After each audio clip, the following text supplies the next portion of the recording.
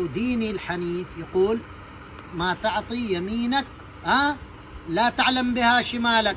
أما احنا صاني متصدق حال فلان 20 ريال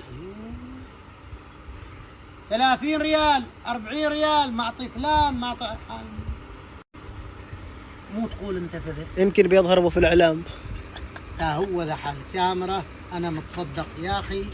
النية محلها القلب. أعطي ناس ما شحد ما محتاج، سامحني خاصة هنا تو كلها ما عمان، كل البلدان كل العالم ما حد ما محتاج، لكن أنت قادر تعطي عطي يا أخي.